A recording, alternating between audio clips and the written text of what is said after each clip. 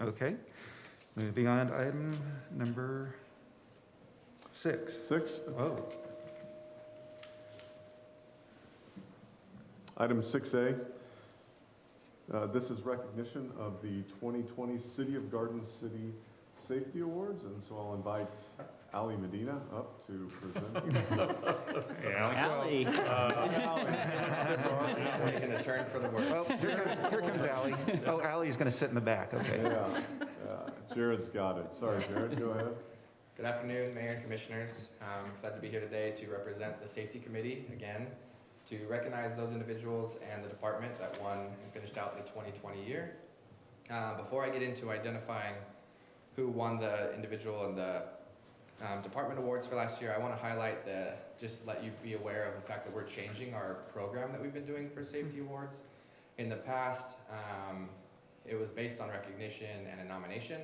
So if an employee or a citizen identified an employee doing something above and beyond, or something that they thought was admirable for safety, they could submit a nomination card or an email to HR letting them know this is what they did. And then the safety committee would review those nominations on a quarterly basis and select one of those people to be the winner. And then every year, out of the 4 quarterly winners, one individual would be selected as the annual winner, and then a department each year at the end of the year was selected as well as the department safety winners. We're going to a more data-driven concept, so employees will be able to self-initiate their safety proactivity. There's a list of the items that they can do that earn points, and if they accumulate a certain number of points per quarter, they would then be put in as a safety award winner. With the budget, we're basically going to have a lottery out of all of those who qualify, and so we'll have a random selection out of the qualified employees to determine who actually wins the prize awards each quarter. And then those employees who qualify each of the 4 quarters throughout the year are put in for an annual award, and it's a little more substantial. And so hopefully we motivate those employees who maybe have never been recognized for their hard work in the past to be able to go initiate it themselves, say, I want to be recognized, I want to be put in, rather than just waiting for someone to notice what they've been doing. We're also planning to discuss and revamp our department safety award criteria as the safety committee reviews it. In the past, it's been very subjective, kind of a pitch from each individual, this is why my department should win, and we want to try to find a data-driven mindset as well to identify those departments who are going above and beyond or who are really implementing good safety measures. So this next year will look a little different with these awards. They won't be these nominations, but we will still identify those who are qualified as well as those who won the lottery per se. So for the 4th quarter of 2020, our award winner was Brett Harmon. Brett was nominated by Celine Hurtado, and I'm going to just read what she wrote. On December 28, 2020, I observed Brett stopping and helping a citizen on Kansas Avenue. The citizen looked to be having car trouble with her vehicle stalled on Kansas Avenue's westbound lanes at 11:52. I observed Brett park behind her and use his city pickup with lights flashing to allow for safe traffic flow around her. I then saw a GCPD officer arrive and Brett went on his way. So Brett was recognized as the 4th quarter award winner for 2020. So Brett, we'll take pictures right after.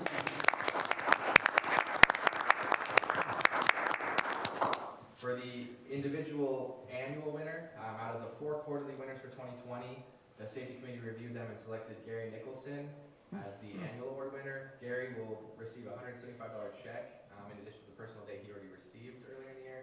And Gary, as a reminder, was nominated for fabricating and installing ladders on the side of our spreader trucks at the airport to help us be able to get up and down without having a chance of climbing on tires and slipping off in bad conditions. So Gary is our annual 2020 individual winner.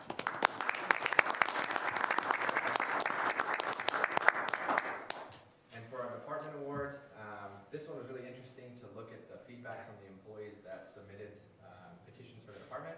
A lot of it had to do with COVID and the proactive measures, but the committee felt specifically drawn towards the police department and all the things that they had done, not just to help themselves and their department, but the city as a whole, the community as a whole, the preventative measures they put in place to be able to go still serve and do their jobs necessary, the necessary jobs they have in a safe and protected manner. And so the officers continually had to adapt throughout the year, but they did so in a remarkable way. So the Garden City Police Department is the annual award winner for 2020.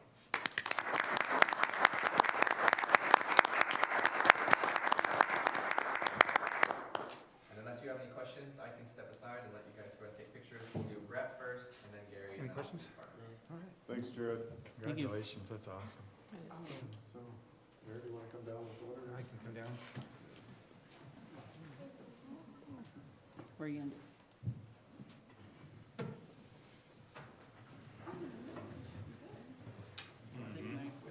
Worn out mud from the background too. Let's just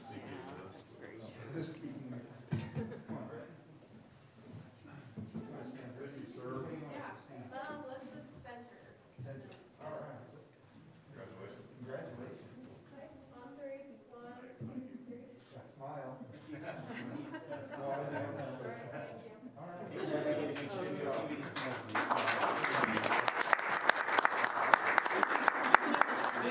It's on it to help out. Very deserving. Right? Congratulations. Good job. Okay, on three, 1, 2, 3. Got it? Thank you.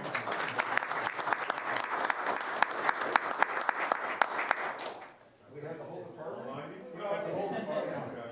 Just have the big part. All the police. I got that. Yeah, okay. That's all. All right. On three, 1, 2, 3.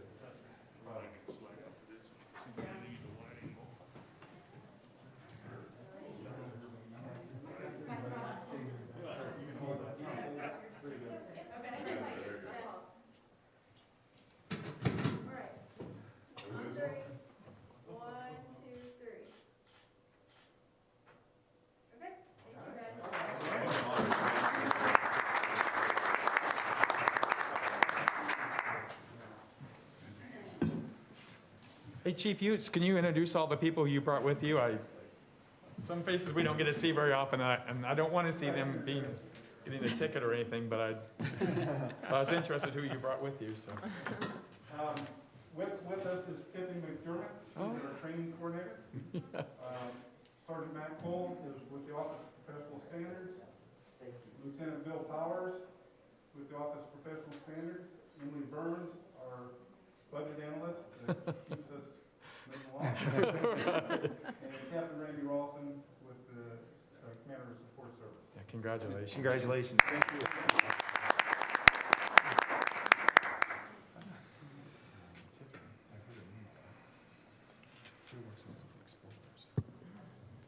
Ready to move on? Yes, Mayor? we are. All right, item Item 7A, Public Works and Utilities Director Mike Muirhead will present information regarding resolution number 2868-2021, which you passed at the last meeting. That was the declaration of a financial emergency. So we wanted to, in accordance with that financial management guideline, do some reporting back. So Mike? Thank you. Good afternoon, Mayor and Commissioners. As Matt said, at your February 16th meeting, you were asked to declare a financial emergency. You passed resolution 2868-2021 that declared a financial emergency existed in the city of Garden City. Director of Finance Hitz requested that you consider such a resolution, and then I gave an update as to why that was so urgent at that time.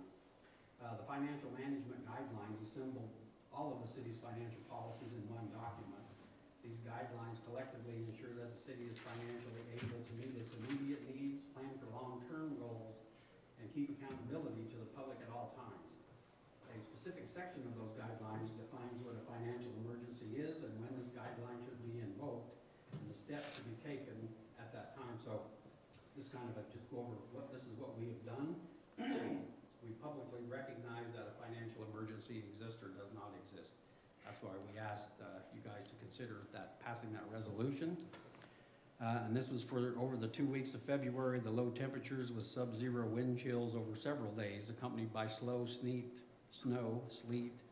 freezing rain across the state, caused incredible stress on the electric and energy infrastructure across many states. Many communities across the state, including Garden City, saw an increase in natural gas and electric demand.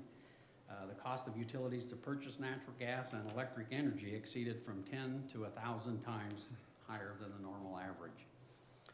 These increased prices for buying natural gas and electricity would cause significantly higher than average utility bills for the city of Garden City and its citizens.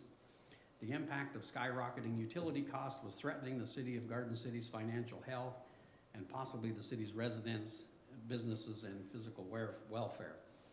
So we passed that. We asked you to pass that resolution so we could notify everyone that this did exist and this is why we did it.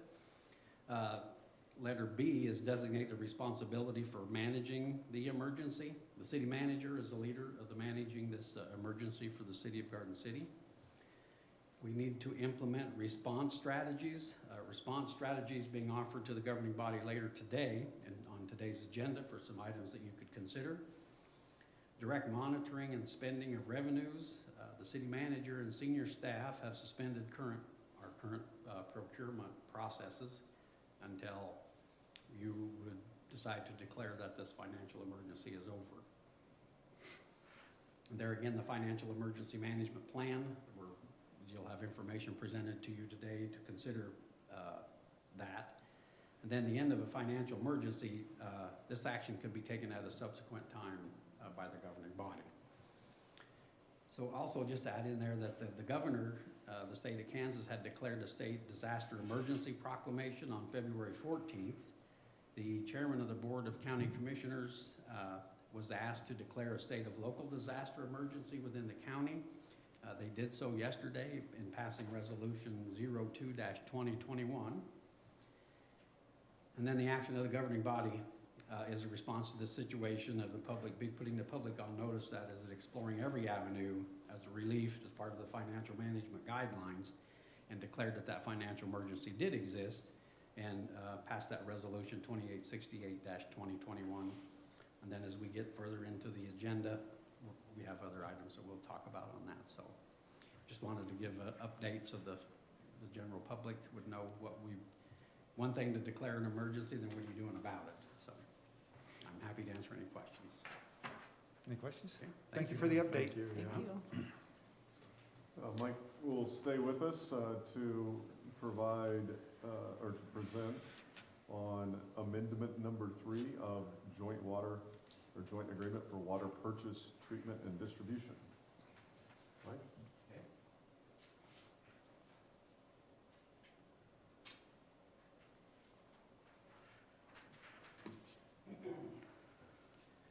Sorry about that, I grabbed the wrong piece of paper. We just wanted to bring to your attention, there's no action required by the commission today, but the Wheatland Electric Cooperative, whom we purchase water from, and they run water through the RO plant, we've had this agreement for many, many years. They brought to our attention just a couple weeks ago that, let me back up here a little bit. We entered into this agreement with Wheatland Electric on May 22nd of 2001 for water purchase, treatment, and distribution. The term of the agreement was for 40 years. The joint agreement is where Wheatland agreed to sell reverse osmosis, RO treated water from Wheatland to the city and treat city water that we give to them, run it through the RO process, then they blend it and it comes back into our system, and then we reblend it into our distribution system. Wheatland notified city staff in February that they had performed a cost of service study and was advising us that this amendment number 3, there's only been 2 other amendments to this since that time, that based upon their cost of service, they're going to have to adjust their rates. The proposed rate increase would span a 3-year period totaling 8.6%, but they've spread it out over a 3-year period, 2.9% effective April 1st of this year, 2.8% effective April 1st of 2022, and then the third increase would be 2.7%, and that would be effective April 1st of 2023. If all 3 increases went into effect today, just to give you some idea of what the financial impact would be to the water fund, that's approximately $141,000. So we met with Wheatland, and they agreed to allow us to have our outside engineering firm look at the cost of service analysis to just verify that everything is, we're in agreement. They've done so, that's being done now. And so when we get all of that done, we'll come back at a subsequent meeting and advise you that the proposed rate increase appears to be valid or not valid. I'm sure it will be, and then give you some options on, direct us on what we do with that increase that'll impact the water fund. So, any questions? So I have a question. Sure. I know that we have that we have a scheduled rate increase or, water increase, well, is that gonna be sufficient enough to, if this 8.6 increase would take place, Mike, or are we gonna need to make additional decisions? Under the current ordinance, there is still one additional rate adjustment that was agreed to 5 years ago. That would go into effect of October of this year. What we'll do is we'll look at these numbers and see if that final adjustment is going to be sufficient to cover this additional cost. If not, then we'll probably come back and make some suggestions to the commission to consider at that time. Had this dealt with the overall cost, or is this something that was coming, or did it deal with the emergency, with the weather? Was this a weather-related, or No. just overall, just a No, cost? Okay. Commissioner, this had nothing to do with the weather. This Okay. is strictly their I just wanted to make cost sure. to running their water system and the RO plant. So really, it's no different than from time to time, everybody has to adjust their rates. So No, I appreciate it, thank you. yeah, we just wanted to give you the heads up. Any other questions? Thanks, Mike. Thank you. Item 7C, Communication and Project Manager Stewart will provide information on Citizens Academy 2021. Good afternoon, Mayor and Commissioners.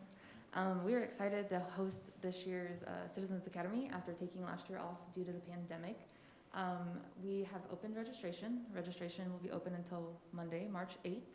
The class will start March 25th. It is every Thursday for 8 weeks, and it's from 5:30 to 8:30. Participants get dinner. This year we will make sure that things are socially distanced, masks will be available, hand sanitizer, our dinners will be grab and go. But we think it's a great opportunity for citizens to get a behind the scenes look at departments that, interact with their day-to-day lives. And I think everybody's been super supportive of this year's campaign. We only have 6 spots available as of right now. So we just wanted to come before you and give you a heads up. 6 total spots or So 6 we're- spots left? 6 spots left. Okay. We're allowing 20 people. We have Okay. 14 as of this afternoon. Okay, Wow, that's excellent. great. Yeah, thank you. The remaining items under report of the city manager are informational. If you've got any questions on those department reports, we'd be happy to try to answer those. Otherwise, I was encouraged by the sales tax, that it's continuing Yeah. to stay strong, so that's something that we really are beginning to rely on more and more, so. Looks good. Very much so. And that is a Christmas, people shop Christmas pretty early, but December, that represents December sales. Yeah, And so yeah. to have that number be very similar to the December of 19 sales that would have been received in February of 2020. So you're probably the last sales tax receipt before kind of the world began to change a little bit. To have that number be that similar a year later, I think we're very fortunate. Mhm. Largely driven by the Citizens Academy, you can see that our meetings of note are beginning to stretch out a little bit.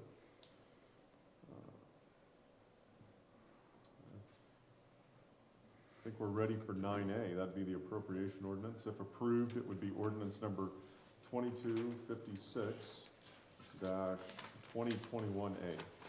I'll make a motion to approve appropriation ordinance 2526-2021A. Is there a second? I'll second. Commissioner Dick made the second. Any discussion on that item? None being, all in favor say aye. Aye. Opposed, nay. That item passed. Item 10A, the governing body is asked to consider and approve a motor vehicle nuisance resolution. And that resolution number would And be? if approved, it would be 2869-2021. Melissa? Afternoon, Mayor and Commissioners. Hello. We bring before you a motor vehicle nuisance resolution at the property of 106 East Hamline Street. It's a brown and tan pickup truck. We have tried to reach out to the residents, contact them numerous times, have sent 2 letters, and received no response from them. The alternatives before you, you may approve the attached resolution or you may not approve the attached resolution. Staff recommends the approval of the resolution. Entertain a motion on this item. Mayor, I move to approve resolution number 2869-2021. Commissioner Euler made the motion. Is there a second? I'll second. Seconded by Commissioner Ortiz. Any discussion on this item? None being, all in favor say aye. Aye. Opposed, nay. That item passed. Thank you. Thank you very much. Item 10B, the governing body is asked to consider and approve a resolution authorizing power purchase agreements for the city of Garden City, Kansas. If approved, this would be resolution number 2870-2021. Mike? Welcome back. Thank you. Thank you.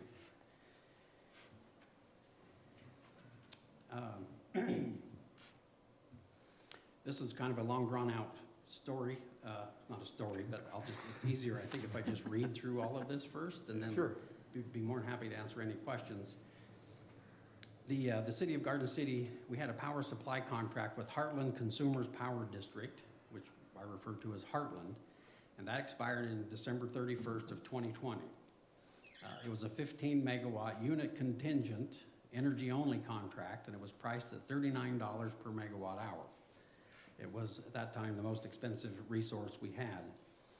City staff and the KMEA, the Kansas Municipal Energy Agency, KMEA, have been researching alternative guaranteed resources that are not unit contingent. And unit contingent means if their power plant was running, we got the energy. If they weren't running, we didn't get it. We had to find it from somewhere else. And what we did in those times was we would take it from the market when that unit was not available. And in the good times, that was very good to us. In the bad times, it's not so good to us. Anyway, we've been looking for alternative resources. NextEra Energy has been always one of the top contenders in where we would go on a power purchase contract. And normally, as part of our master power supply agreement, we don't necessarily have to bring all of this information to you, but this is an unusual situation, so we want to make sure that you were fully aware of what was going on here. The NextEra Energy Marketing Group has offered a guaranteed contractual arrangement to provide us with the 15 megawatts of energy that we are seeking for a 10-year term at a price that will be less than what we previously had with Heartland. The contract offers two different rate structures, which are based upon a pricing model that is determined at the close of business at the time of close of business today. When the contracts are signed. So if you would approve this resolution and the mayor would sign the agreements, then at the close of business today is what the number you're going to lock into. I'll give you what I think that number is here just in a little bit. So the two rate structures in here, the first rate is at $27.85 a megawatt hour. This is a range, and that's much less than the $39 that we were paying previously. And this is for 1,290,000 megawatt hours of energy. That's just 24 hours a day times that math. It's pretty simple there. So this is more megawatt hours than we had got from Heartland. So the amount that we're going to pay would be more because we're buying more energy, but the cost per megawatt hour is less. The second rate that's being offered is at this range was 3803 for the same amount of megawatt hours for 10 years with a pre-delivery period payment of $10 million to the city of Garden City. The city would use this prepayment amount to offset the excessive power costs between February 14th and February 21st that we've experienced. Should you agree to move forward with this, there is no prepayment penalty on that particular portion of this agreement. We could pay back the $10 million. Our power goes right back. We just have a 15 megawatt power contract in place for 10 years, just what we were looking to replace in the first place. But like I said earlier, however, the price of this is subject to contingent upon close of business today. As of this morning, this rate would have been, if it's signed in this morning, it would have been, the first rate would have been $29.12 per megawatt hour, which is still significantly less than the 39. And the second rate would be 39.28 cents per megawatt hour, so just slightly over what we had paid. The 39.28 is, the difference there is basically what you could say is the interest they're charging on that advancement of the funds that we would get. So that in this resolution, if you would approve that, and authorize the mayor to execute these agreements. We would move forward with that. Staff recommends that we do that. I do want to talk a little bit about the financial impact of this. We still don't have all of our exact cost yet of what it's going to cost us for those 10 days in last month. However, we still estimate that between $8.5 and $11 million. We do know that between February 16th and February 20th, we were billed for and we paid $2.6 million, $2,650,236.43 for 5 days of energy. We still have another 7 days to pay for, and we expect to receive that invoice on Thursday of this week, and then they will expect delivery of that money by Tuesday of next week. If the total estimated amount of this 5.8 to $11 million was collected between all of our accounts, if that was averaged out, and it wouldn't make sense to do it that way, but if it was, these accounts, this range was somewhere between $739 and $956 per account. So significant impact to anyone in Garden City that uses the electric utility. Of course, this would just make it increasingly difficult for them to try to do that. So with this option of purchasing the power, this advanced purchase price power, gives us the cash, we'll pay for the bill. We won't have to raise rates, but I do recommend that based upon all of this that has occurred, we need to do a full cost of service analysis on the electric utility and determine to what extent does the rates need to be adjusted at some point. These cost of service analysis take time to complete, so I wouldn't look forward to that being done until probably early fall before we would be able to come back with some kind of recommendation to you on what we would do there. So the total paid to Heartland in 2020 for only 113 megawatt hours was $4.4 million.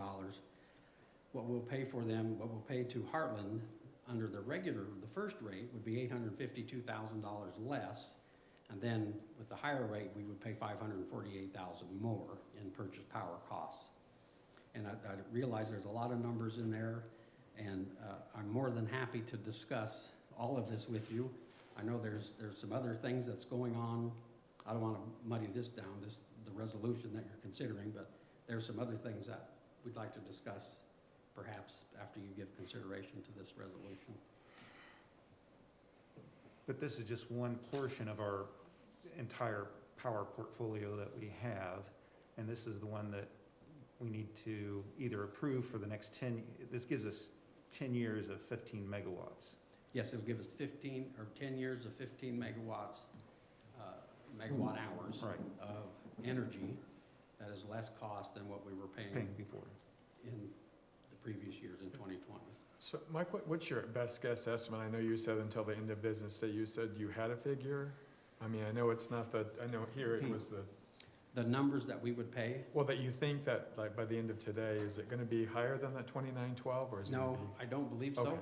I believe that 2912 probably would be the peak, the maximum. Okay. It could drop, but a lot of things could go down, but you know how that is. It's probably best to figure. I think if it went any higher than that, we would have to come back and get permission to you to say that you want to move forward with that, because that's my opinion on that. I still do recommend that you would authorize the mayor to pass the resolution and move forward with this. In the event that federal funds, state funds, some other funds would come available, what we would do, I would assume we would recommend that we take those funds, we pay this $10 million back immediately, and then that's a non-issue anymore, and we'll deal with whatever that arrangement is. And we're going to talk about some of that, I think. Since there's no prepayment penalty, so that. Yeah, no prepayment payment, yeah, correct. So say we get $5 million out of the $10 million back from state or federal, and we prepay that or repay it. Does that change the rate if, like, say, half of that $10 million is? What we would do if we only paid back half of that, we would negotiate a price saying, okay, we've already paid half of that, so we shouldn't be paying as high, and it should come down. The other thing is as the city continues to grow, and when Empirical Foods comes full online in 2 years, we will be acquiring additional energy and capacity at that time. Well, If NextEra was the successful energy source, then that whatever we're buying then could be negotiated into this, and we could lower the total cost all the way around. But that's not here All right. today, so. right. Right. Any other questions? Entertain a motion on this item for Resolution 2870-2021. I move that we approve resolution number 2870-2021. There's been a motion by Commissioner Enru. Is there a second? I'll second. Second by Commissioner Dick. Any discussion? More discussion? I do, and this might not be the correct place to discuss this, but I was approached by a couple of residents who are on fixed income, and then so as we're moving forward, thinking about how we can help those who don't, for those of us who have ongoing jobs and, ongoing employment, but there are several members of our residents who are on fixed income, not only through disability, but also through retirement. So how we look at that, I just want to make sure we think about, is there a way to really help those who can prove that they have a way to get additional income, so. And when we would come back with whatever that recommendation Right. is, then. Just, I just want to make sure I Sure. put that out there because they were extremely concerned about already meeting, Certainly, needs, so. certainly. And at the very least, this avoids a $1,000 payment that they'd have to do out of pocket. Yeah, I don't know Right. how you would do it. Yeah, you have to borrow the money. Yeah. A lot of things need to be sorted out there. Sure. Yeah. All in favor, say aye. Aye. Opposed, nay. That item passed. Thank you Thank very you. much. Item Thank you. 11A, the governing body is asked to consider and approve consultant services to implement public safety software to include computer-aided dispatch and records management system for Finney County Emergency Service Units. Chief Utes? Thank you, Matt. Good afternoon, Mayor, Commissioners. I had to adjust the mic since Mike left.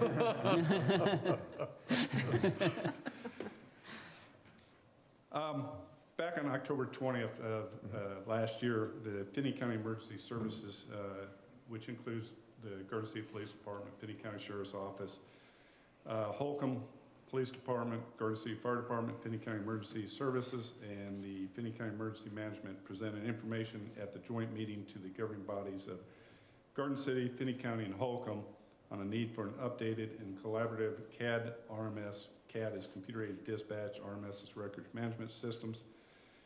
Information was also provided to the three governing bodies that the best solution for the initial steps was to hire a consultant.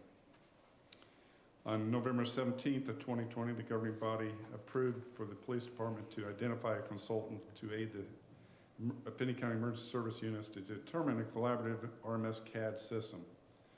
The consultant for the CAD RMS systems will aid in the search for new systems for all of the emergency service units to also include Garden City Municipal Court and the Holcomb Municipal Court. On November 17th, 2020, the police department sent out a request for proposal for consultants for the CAD RMS systems to 13 vendors. The RFP was also published on the City of Garden City's website.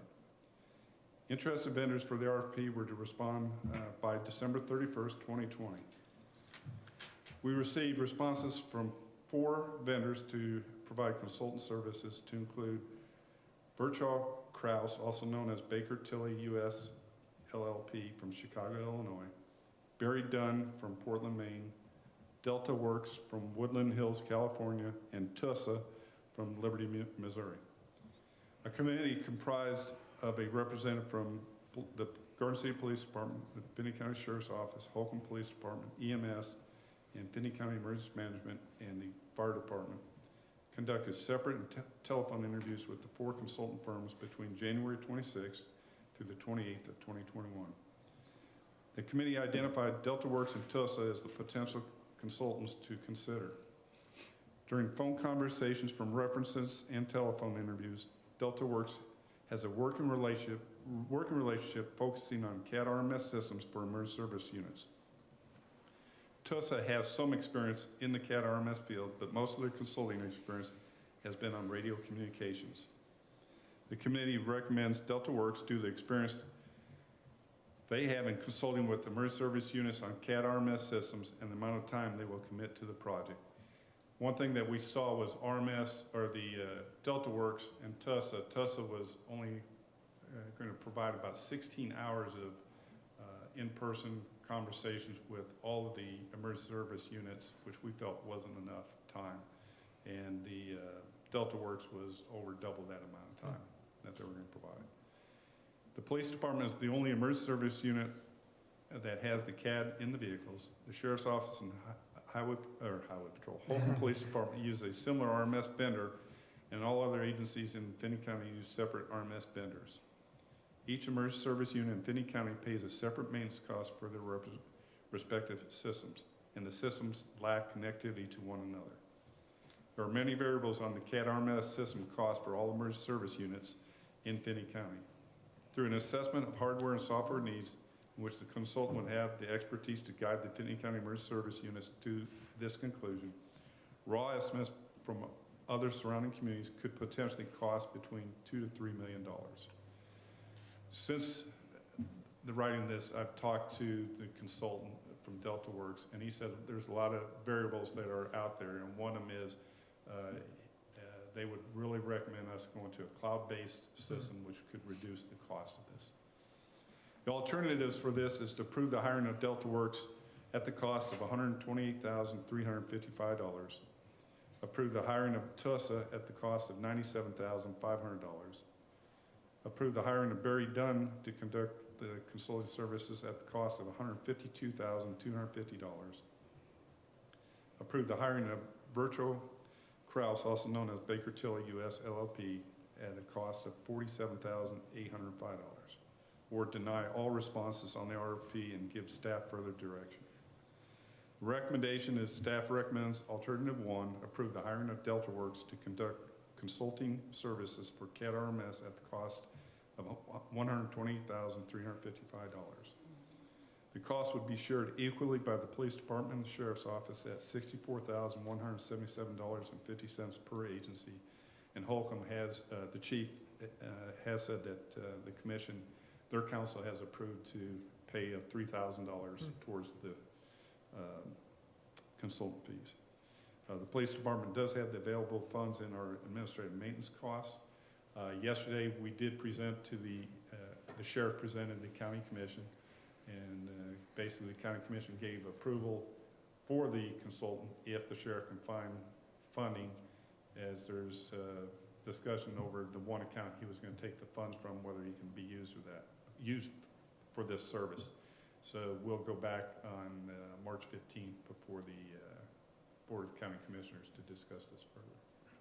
So Chief, I have a question. So does it require both you and the Finney County Sheriff signing the contract in order for the contract to be valid? Or otherwise, would we have to come up with the whole amount? No, well, for the joint services, yes, it would be signature of the mayor, the chief of police, the sheriff to sign.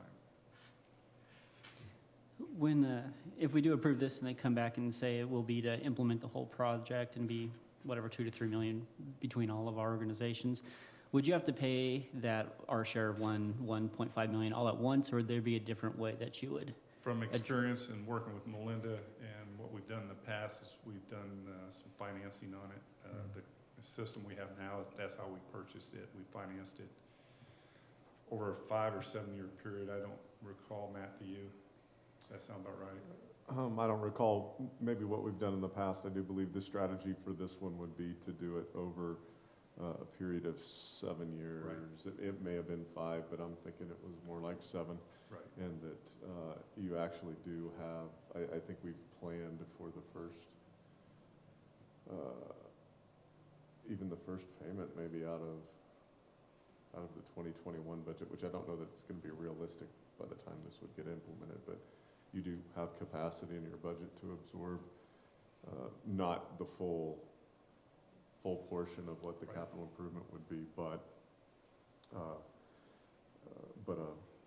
1/7. Right.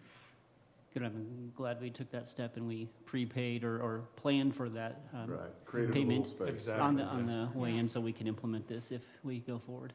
Right. Well, I'm encouraged that Holcomb is also participating, because that, Yeah. having some skin in the game makes it just as valuable for them also. So, I mean, it's not a lot, but at least it's something, so. It gives a head nod from a commitment that they're Yep. interested in this process. Entertain, oh, go ahead. And the consultant will also identify who's responsible for what percentage of the project as well, which will be important because the police department in Garden City already has a CAD system, so we have our mobile data computers in our cars. So we have a lot of that hardware ready to go, so the cost shouldn't be as, we shouldn't bear that cost. Entertain a motion on this item? I move that we recommend alternative one, the city hiring Delta Works to conduct consulting services at the cost of $128,355. There's been a motion by Commissioner Dick. Is there a second? I'll second. Second by Commissioner Euler. Any other discussion on this item? None being, all in favor say aye. Aye. Opposed, nay. That item Thank you. passed. Thank you. job. Thanks, Chief. Chief. Thanks for getting that in the budget so we can get it moving forward. Yeah. Item 11B, the governing body is asked to consider and approve a bid for the construction project at Garden City Police Department Evidence and Municipal Court Building. Jennifer. Here she We comes. hear her. There she is. Yeah. Yeah. All right, so hopefully the third time is a charm. This is before you today, and we are actually going to go through it. This is for the construction project at 310 North 7th Street, which includes the evidence building and municipal court facility. This project was actually, had a pre-bid conference on January 6th where myself and the architect on this project, Gibson, Mancini, Carmichael, and Nelson, met with contractors there as they walked through the building to kind of try and assess what their bids would look like. And we assessed some of the things. We were in the process at that point of having a company out of Wichita remove the asbestos from the building. And so we had to walk through and make sure, the things that were going to be included in their bid. And bids were due on the 20th of January. I actually participated, as did Tyler Patterson from the electric department. As you recall, he's part of the evidence project. So we participated and we received, Matt, if you'll scroll down, and show the bids that so these 5 bids are the bids that we actually received on the project. On this particular spreadsheet, they are not in the order of lowest to highest or highest to lowest. This is just the order in which we opened and received them. So when we came before you the previous 2 times, if you paid attention to those memos, you would have seen that my recommendation was different than it is today. Part of that is because of some things that have happened over the last few weeks. And originally the lowest bidder would have been Multicon, which is a company out of Wichita. And so we worked with them our attorney, our counsel worked with their counsel to work out them satisfying the bid requirements, which in this case would mean that we receive and have received a check for $63,000 towards this project. Melinda is in receipt of that check as of yesterday or this morning. And so the next lowest bidder for this project is Dick Construction. And their bid is $1,413,000. And as you can see, there are some things that we as staff have put together that have not been part of this overall bid. Some of the exterior work, the concrete that needs to be done around there to close up the gap where people can't drive through, and some of that was not actually bid as part of this project, but it was bid separately as a smaller piece of it. So I did attach the overall expenses for the project along with the bids from everyone so that you could see those.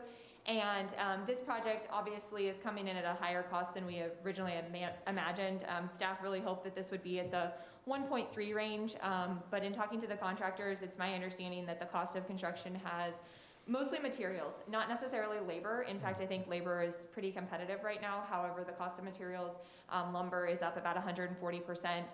And when I talked to Dick Construction yesterday, they mentioned that the price of steel has been a really big issue for them because it has also gone up significantly. And so these bids were reflective of that, and taking all of those things into consideration, we did put on here what we would be renovating this building for, which is about $105 per square foot.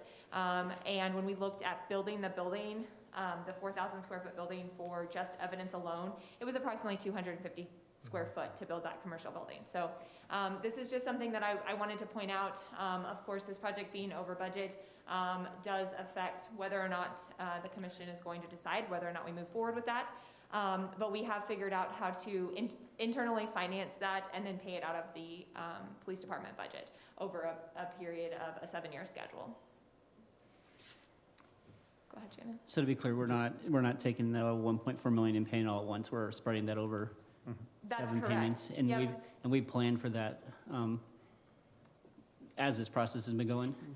Yeah, so I've been working closely with Melinda on this, and of course, once we received the bids and we knew kind of where this was gonna be, the difference between Multicom's bid and Dick Construction's bid did not change our overall look of it. Really, it was that change from where we thought we were gonna Right. be until where we are, and so, I kind of started working with Melinda at that point on how are we gonna handle this? Is this something that we can work out? And really, what we initially were going to do, if you remember, we were going to take it out of the community trust fund, and then we were going to pay that back through the PD, but that was when it was gonna be 5 years, and it was gonna be 1.3, and those sorts of things, and initially, what we ultimately came up with is the internal financing and payback over the 7 years was gonna be a better situation because of where we had landed with the dollar figure, so. And how long have we been planning on doing this building for? How long have we been talking about this? Yeah, about needing to move evidence and stuff like that. So it actually came out in the organizational study. It was one of the recommendations from the organizational study, but I believe we secured the building last spring. And so that's kind of when this whole thing started. So Jennifer, will they be able to use the building? So once this is all done, then, so you talked about some of the outside work. I mean, will Yep. they be able to occupy the building with this, with the construction, say whoever's awarded, they will be able to use the building, it will become, we'll be able to? Yes, and the projects that the city staff have worked on the exterior, those will be done as well. They're included in the total overall project cost, so we will move forward with those as well.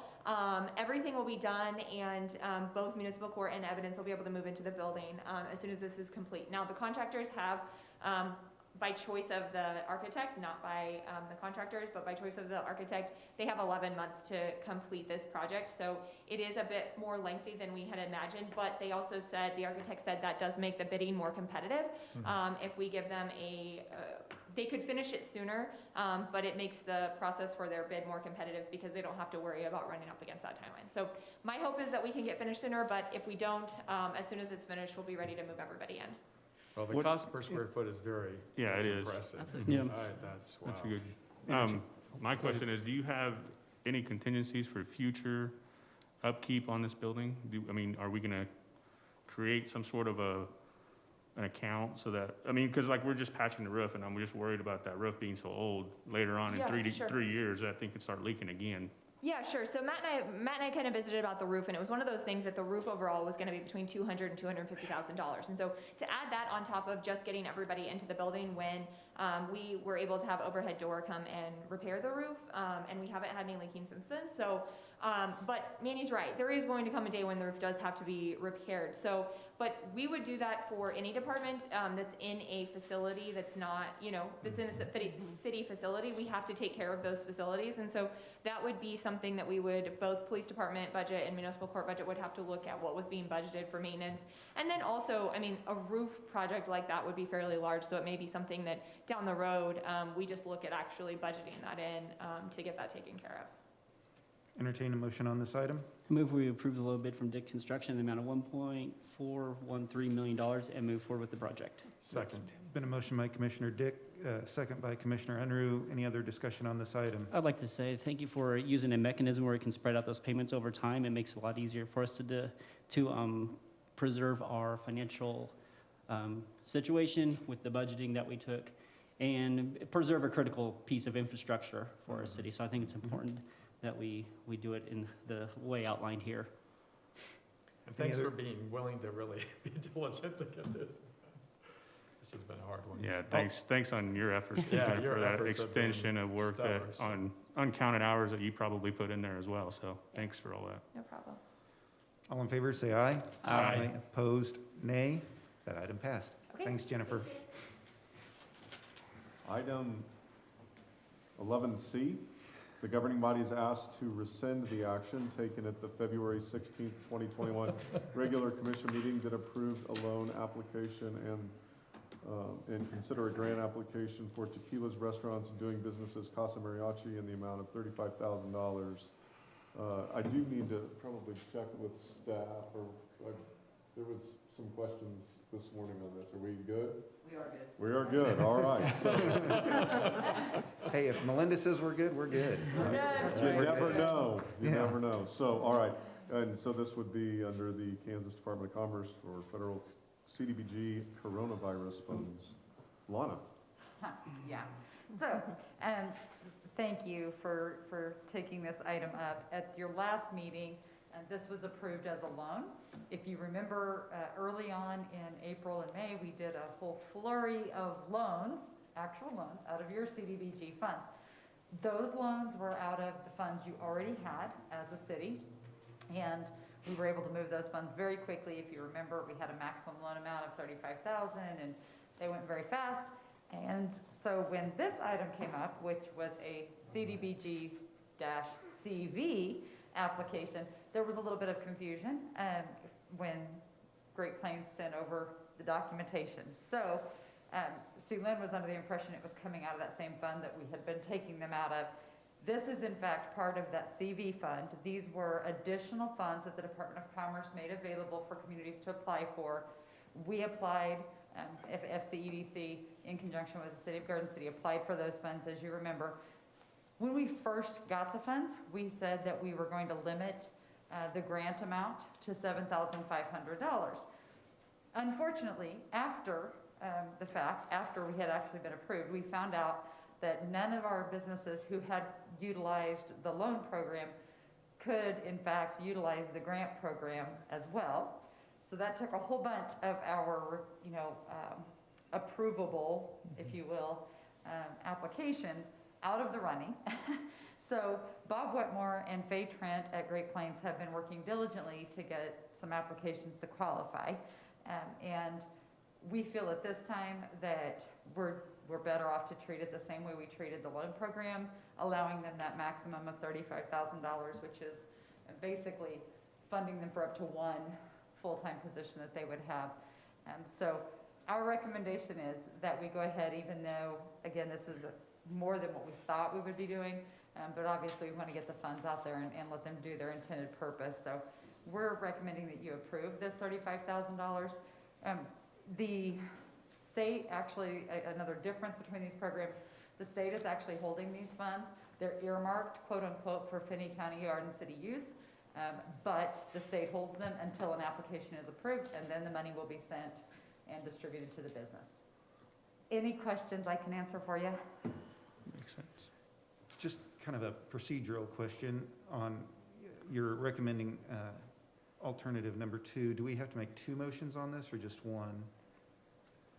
I'd prefer that you rescind the previous action with a motion and then a second motion to approve the grant. Okay. So entertain a motion then on this item. I guess first off to rescind, if that's what we're thinking of doing. I'll make the motion to rescind the action taken at the February 16th, 2021 meeting. There's been a motion. Is there a second on that item? Second. Second by Commissioner Unruh. Any discussion on that? None being, all in favor say aye. Aye. Opposed, nay. That item passed. Now entertain a motion, if we're so choosing, to approve the use of the CBDG CV grant with the different parameters. So I'll make that motion again to approve the use of the CDBG CV grant with different parameters. There's been a motion. Is there a second? I'll second. Second by Commissioner Euler. Is there any discussion on that item? None being, all in favor say aye. Aye. Opposed, nay. That item passes. Thank you, Lana. Thank you. Item, Sorry about that. No. item Thanks. 11D, the governing body is asked to rescind the action taken at the February 16th, 2020 regular commission meeting that approved the low bid from Connections and accept the lowest bid from Go Full Cloud for the 2021 Office 365 renewal. Clay? Good afternoon, everyone. Hello. So after the February 16th meeting, we went ahead with the purchase, and Connections notified us that they actually gave us an 11-month renewal, not a full 12-month renewal. So when they sent the new one over, it raised the price. So Okay. that's why we have the new low bid before you.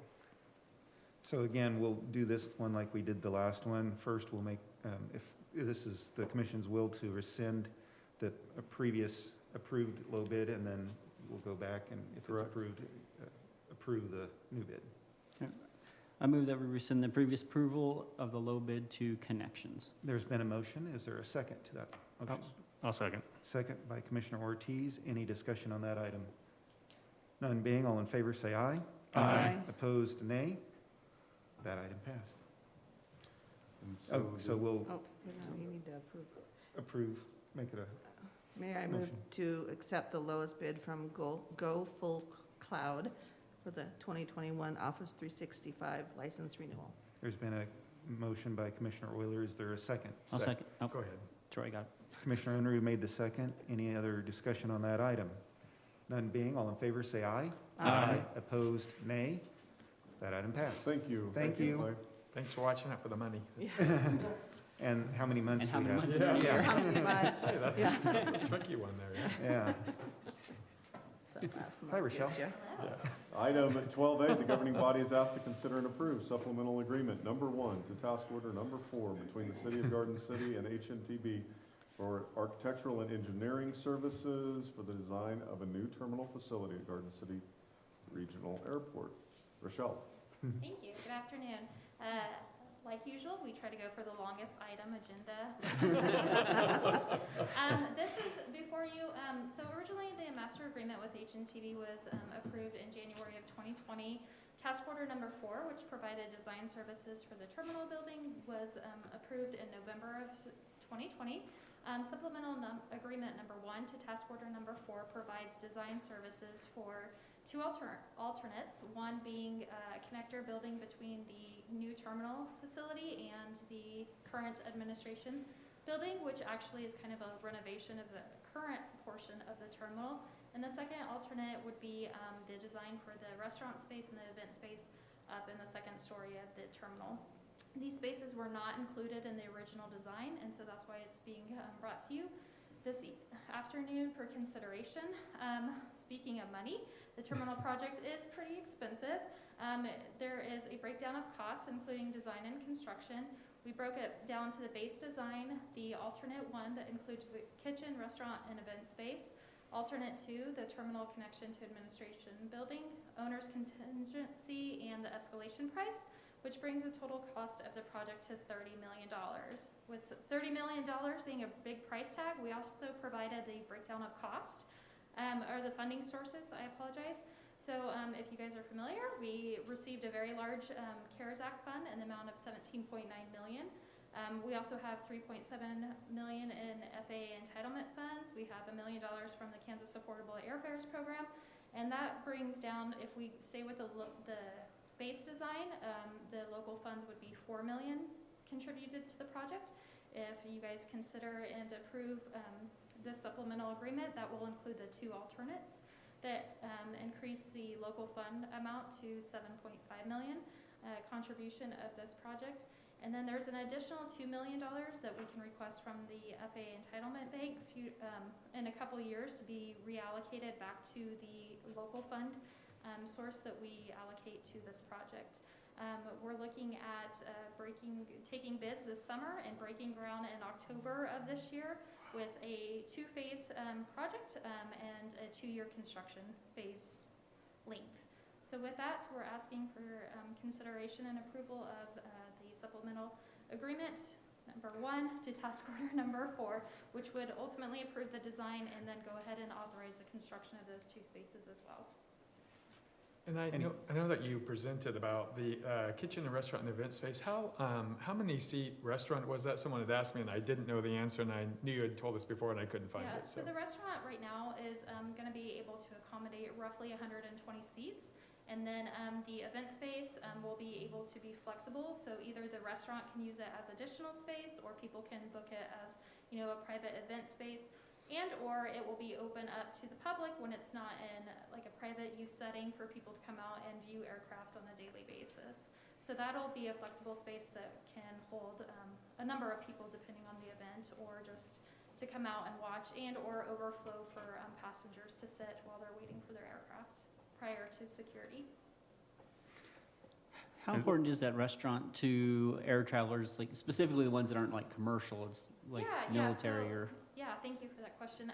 The restaurant provides a great asset to the airport with the general aviation community. A lot of the military folks stop in because they know they can get a meal at our airport. We get calls for general aviation pilots just flying around, and also that cross-country traffic can stop and get a bite to eat as well. So we do feel like it's a very big asset to the airports to draw in customers that might not be able to get a meal at another airport. Do you know the hours of the restaurant? Do you know what they're? At this time, we're not dedicating that restaurant to a certain tenant. Once we get ready and going through the process, our current tenant, Napoles, has expressed interest of coming back. They will have to shut down the operation during a year phase of construction and then be able to look at the opportunity of coming back to the restaurant. We don't want to lock in ourselves as well as the tenant. So when we get closer to opening that first phase that includes the restaurant space, we'll do a request for proposals in the community to see what all participants are interested in providing that service out at the restaurant, and then that will dictate kind of the menu and the hours that we're looking at. So along that same line that you just discussed for alternate one, the kitchen and restaurant, that's just going to be for the space and not the equipment, correct? No, it does include the equipment and the seating and everything. It's the whole design, the construction, everything. The So kitchen equipment as the far as kitchen the oven, the equipment, stove, the Yep, fryers, yep. or if whatever's needed, okay. The grease trap, Fryers. everything. Yes, yes, yeah, Yep. and all the booths or tables or whatever the design is gonna be for that. And then it'll also have like a bar space as well, that's included in that kitchen restaurant build This out. would be a good deal for any restaurant that wants to go in there. It'd be a nice Yeah. turnkey option Yeah. for Yes. somebody to be Yes. able to. Well, in go talking in. to residents, they really see a value, I mean, in the restaurant. No, I mean, I saw the value in your connection, because that really needs to be redone, and the value that I think it would offer to pilots and the staff and others who Yep. use that area would be tremendous. And so that I saw, but really, the people I spoke with, I mean, most people are saying, no, we want a restaurant. So I was surprised, but Yeah, we've had I a lot of understand. support on this project, which is good, and it helps that the majority of the funding is coming from outside yeah, sources. no, that's Well, incredible. I think while we're doing it, we might as well do it right the first time Yeah, instead you're of right. coming back going, oh, well, we should have. Yeah. I think, we've got it in front of us now that we need to, while we're building, Yep. let's do it right the first time, instead of coming back maybe as a previous commission going, well, why didn't they do it? Yeah. Yeah, it won't get done So- in 50 years. Entertain a motion on this item? I move that we approve supplemental agreement item number 1 to task order number 4 between the City of Garden City and NTB for the architectural and engineering services for the design of the new terminal facility at the Garden City Regional Airport. There's been a motion by Commissioner Enru. Is there a second? I'll second. Second by Commissioner Dick. Any other discussion on this item? None being, all in favor, say aye. Aye. Opposed, nay. All right, thank you very much. Thank you. Thank you. Congratulations. Yeah, so excited. How many, just right quick while you're here, how many people, or how many photos did you receive for your, Oh, yes, yeah, thank you.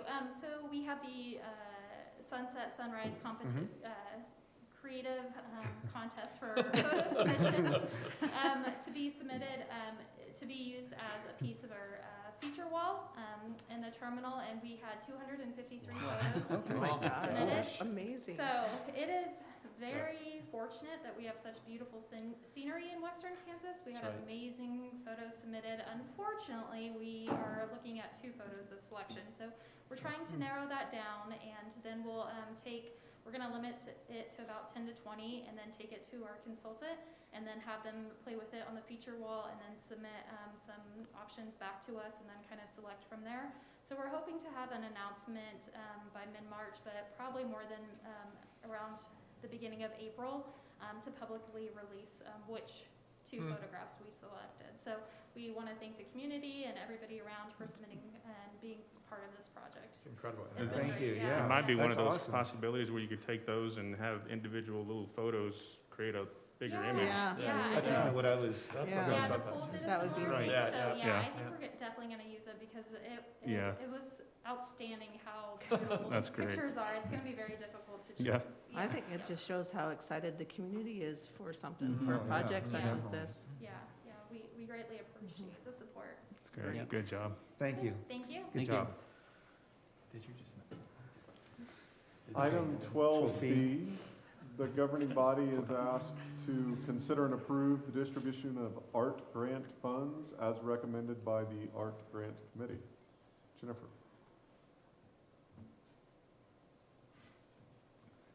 I'm sitting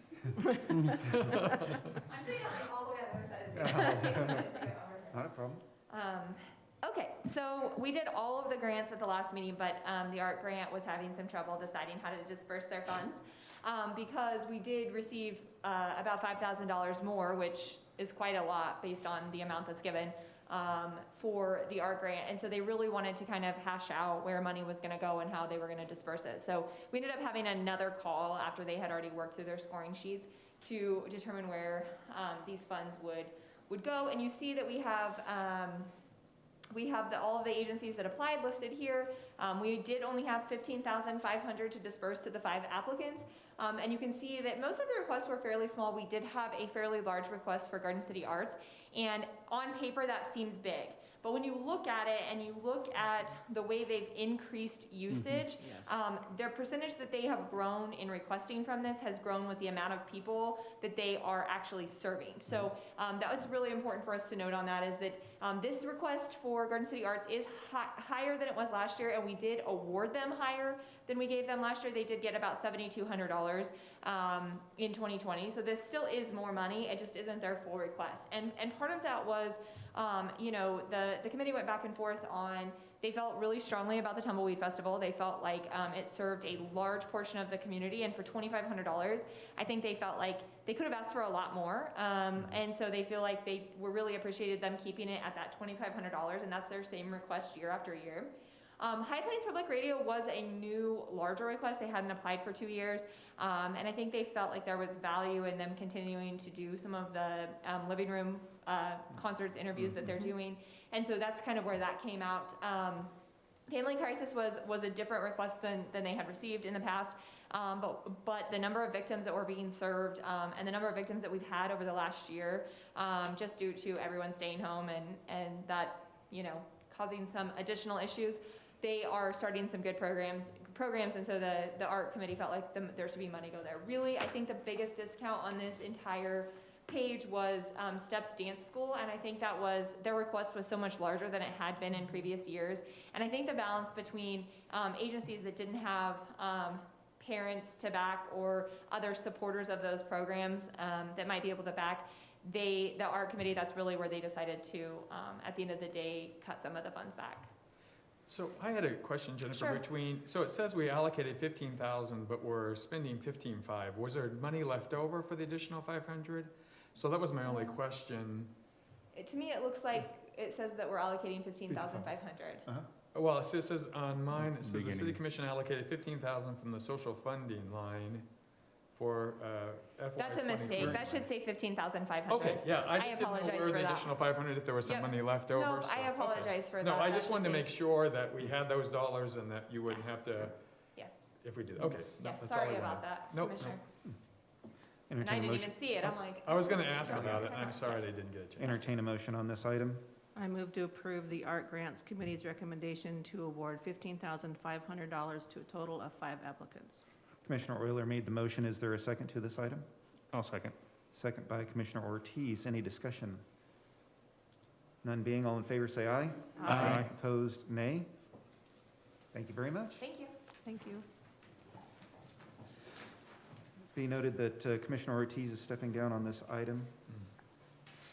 Item 12C, the governing body is asked to consider and approve the architect to perform a space needs assessment for the proposed Public Works facility.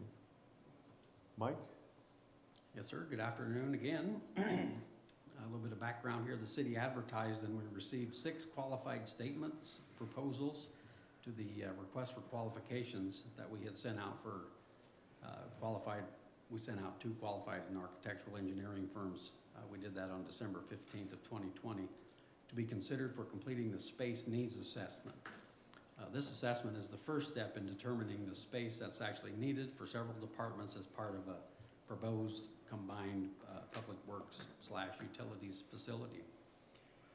The committee that reviewed the written proposals and then completed online Microsoft Teams interviews with the firms consisted of Commissioner Deb Euler, Carol Davidson, NDS Director, Aaron Stewart, Parks and Recreation Director, Rhonda Griffin, Interim Assistant Public Works Director, Casey Howard, the Streets and Fleet Superintendent, Tim Livermore, Solid Waste Recycling Superintendent, Tyler Patterson, the Utilities Warehouse Manager, and myself.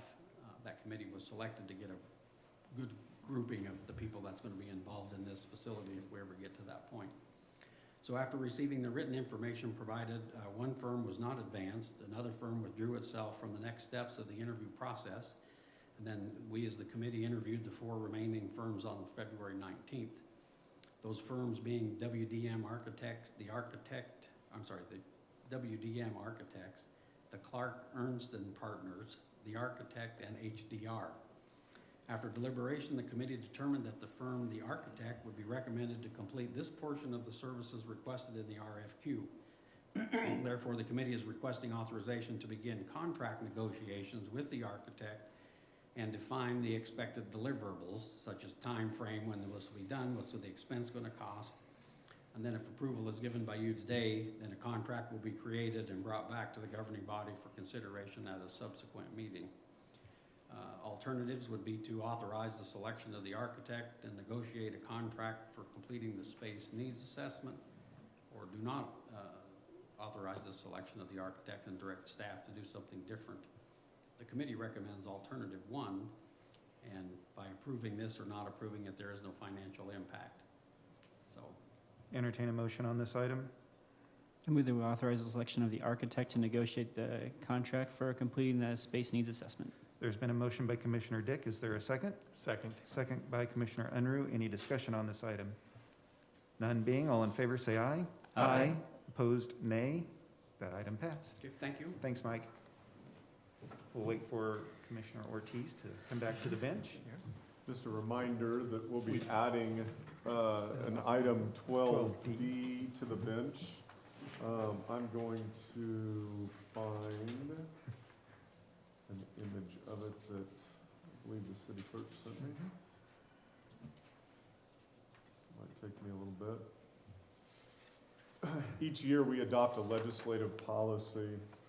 Really what that policy does is it frees up individual commissioners or individual staff to provide testimony at either a state level or a national level representing the policy positions of the city of Garden City. Really, we only come back to ask the city commission as a group to endorse what's written when it doesn't explicitly align with either the principles or the articulated policy position within that legislative platform. The attached testimony, and what we're asking you to consider authorizing the mayor to sign, is testimony that would be presented, I believe, tomorrow. It would be submitted by 3:30 today in support of House Bill 2429. This is a House bill that's in response to the financial strain caused by the February extreme weather. I'll read it for the benefit of the public, for the benefit of you and others in the audience. It's shown on the board. The chair, vice chair, and ranking members, the City of Garden City, Kansas strongly supports House Bill 2429. The legislation would provide an urgently needed tool for many municipal utilities to respond to the significant financial strain caused by the February extreme winter weather event. Below are points of the bill. HB 2426 would create a low-interest loan program from which a city could borrow from the state in order to cover the extraordinary costs related to the extreme weather crisis which impacted the Midwest in February. Bill would allow for community-owned electric or natural gas utilities to utilize the low-interest loan program.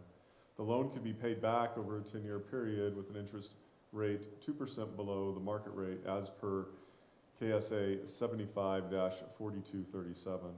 The loan cannot be used for normal operating expenses. If federal funding is made available related to the extreme weather event, those funds will be used to repay this loan. The City of Garden City experienced an increase in our wholesale electric supply costs in the range of $8 million to $11 million. The exact amount over and above our normal cost is still being calculated by the Southwest Power Pool. However, we were invoiced for and paid $2,650,236.41 for the 6 days, February 10th through February 16th. During the extreme cold, we could not run our natural gas turbines to mitigate these costs because of the natural gas shortages. Plus, the natural gas prices may have exceeded the wholesale electric cost anyway. The passage of this bill would provide a possible option for the City of Garden City to consider when faced with passing these extreme energy costs, estimated to be over $900 for each of the 11,500 electric accounts onto the residents of Garden City. Thank you for your consideration, and we urge your support of HB 2429. So if it's your will, or if you have some suggested edits, I actually have one. I believe February 10th through the 16th would be 7 days, Mike. So do we want to, where'd Mike go? He's right behind you there. If it's 6 days, we need to get the right 6 days. If it's 7 days, it would be, if it is the 10th through the 16th, that would be 7 days. You're correct. Yes.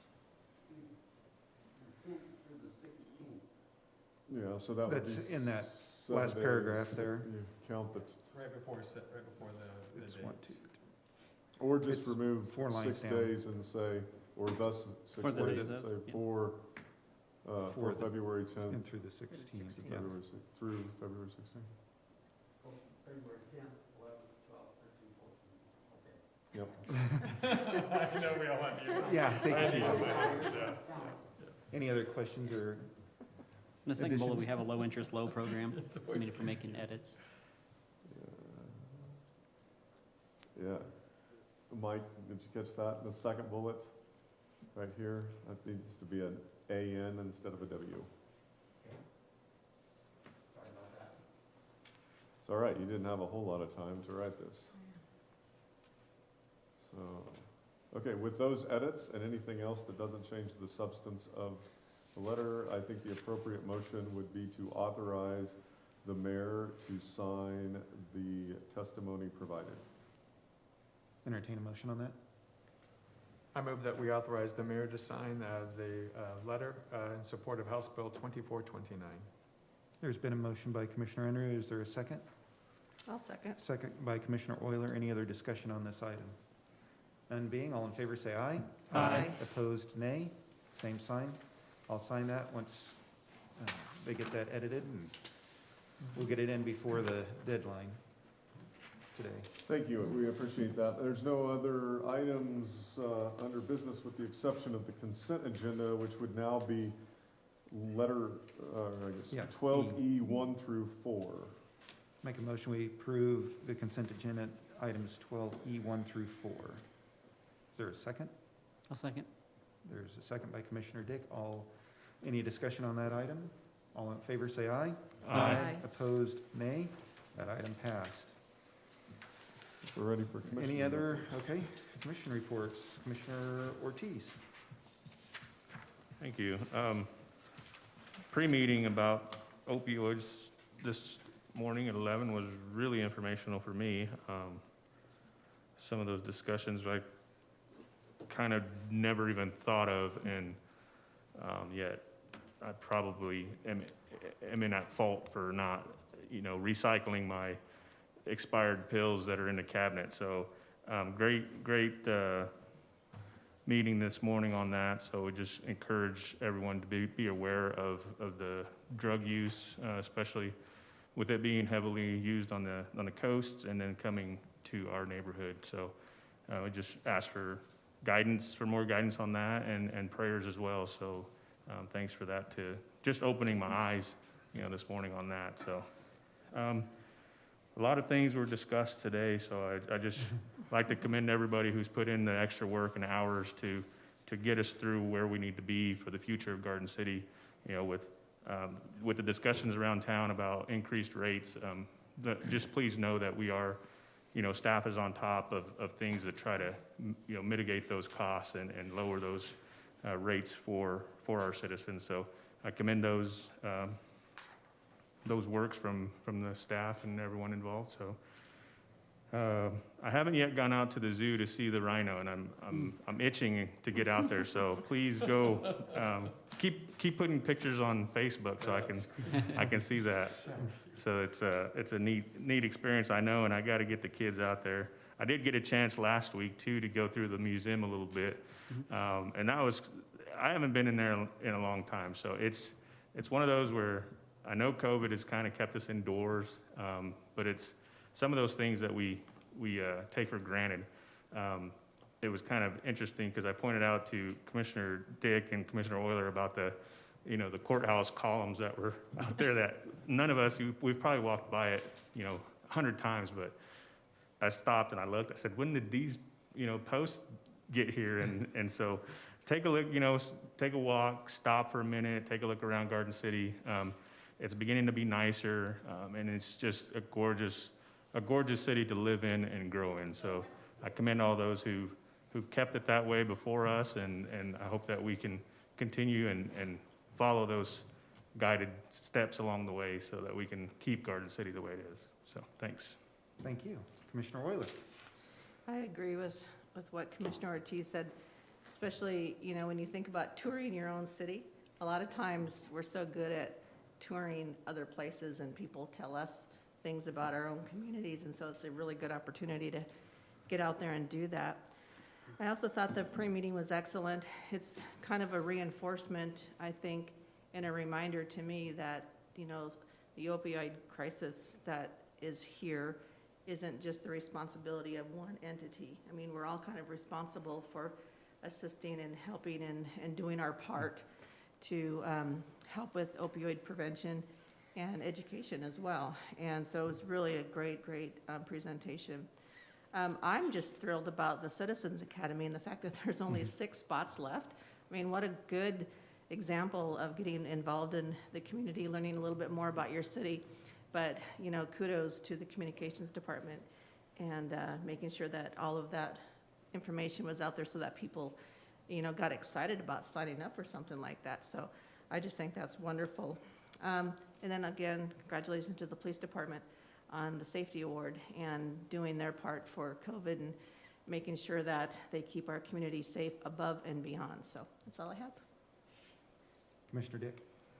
All right, just like to reiterate, the Citizens Academy, there's only 6 spots left. Those will probably go pretty quick. So if you're interested, it's a very good program. Get to learn about what it takes to run a city, and there's a lot of things that you don't think about. You flush your toilets all the time, you don't realize what infrastructure it takes to get that all to go somewhere else, and then treat it and all that stuff. So it's really useful. Thanks to way to promote the program that right. way. Yeah. So. I will say that is one of the most impressive things that you don't think about what a city needs, but they need it, and it's the whole system is really interesting. There's probably other interesting things as well, like the zoo. Just look at beneath the ground, right? Right. Yeah. There you go. Thanks to Mike and the whole utilities team for all the leadership and guidance and all the work they did during the last couple of weeks. It seems like our city will probably come out of this maybe even ahead of where we were with the deals we're working with the other energy groups. So not only are we not hurting, there's some hurt to it, but in the end, I think we actually are setting up a better system for us for long-term power generation for our area. I'd also like to congratulate and thank Rochelle and the airport for all the work that they've done to get us to this point. We know we needed to have a new airport for at least 20 years. And the work that they did to get those things planned out in the previous commission to invest in those plans, to be ready to be able to take advantage of things like the CARES Act. We wouldn't have been able to be successful in that CARES Act if we didn't take those steps to pre-plan and get ready, even though we don't have all the pieces in place just yet. that planning that we did really allows us to build on the infrastructure of our community and to keep on moving forward. So thanks to them and everybody who's involved with that airport project. And then finally, just like everybody else said, get outside. It's amazing right now, but we're so used to staying inside. Make a plan to do something. Go to the zoo, go on a walk on Tally Trail or Pioneer Pathway. I mean, we have some really good places. Make sure you get outside. The weather's amazing. That's it. Commissioner Henry. So I just want to echo what Commissioner Dick said. Now, the wastewater treatment was fascinating, but my favorite was the airport. So I'd never been in the tower. I didn't realize you could go up in there, and so that was really neat. And I just want to, the Citizens Academy is really, years ago was where I got really interested in the city and city government. And I never realized what I didn't know about our city. A lot of things I took for granted. I became much more appreciative of the people who serve us every single day, many people behind the scenes. And so, yeah, the Citizens Academy is a great place to get a lot of information and really learn a lot about Garden City. I do want to say thank you to the parks or whoever department, Mike's department, who sprayed the weeds, is trying to get stickers under control on Tally Trail. It is a thankless job, but I really appreciate our trail system. I use it all the time. I love being outside, and those kind of things really make the difference here in Garden City. So yeah, if you're outside, the trail system here is absolutely incredible. We are the envy of many communities. I do want to say congratulations to Brent Harmon for, again, his award. Gary Nicholson, the annual award, that is in his ingenuity and innovation out at the airport. And of course, the Garden City Police Department. I really appreciate that Captain Oots introduced several of those members of his team who make the difference, and sometimes, a lot of times, behind the scenes, and they're either stuck over at the LEC or else, you don't want them stopping you and introducing themselves, so for other reasons. I really appreciated the pre-meeting. I live in Finney County. The thing I really appreciate the most about them is their willingness to collaborate and partner with. They listed, I don't know how many organizations that they work with, and so this isn't just their effort, but it's a community effort. And which reminds me of when we were over meeting with the Finney County commissioners yesterday, that really, we as governing bodies working together, really, we're gonna make the city great. Matt Allen, our city manager, pointed out that it takes 4 entities to really make these different things like RHID and other really great programs work. And so without the Finney County Commission, without the school district, USD 457, and without the Garden City Community College coming to the table and saying, hey, we want this for our community, nothing happens. But we have been hugely successful as a community, and so I don't want to ever take that for granted, and I want to make sure that I especially am grateful for just that partnership with many people who really work together to make things happen. So thank you. I'll just echo what all the other commissioners said on all of their accolades.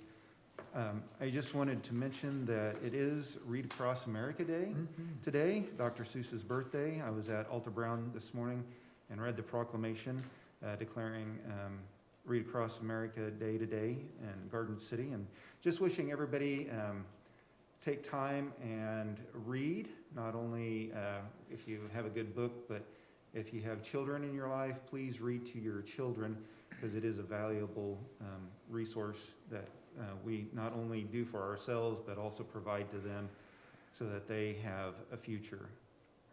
Because one day you might become a city commissioner and have to read through the city packets. All right. On that note, there's nothing else from the commission. Happy birthday, Jason Hayes, today too. There you go. Oh, well. Meeting is adjourned.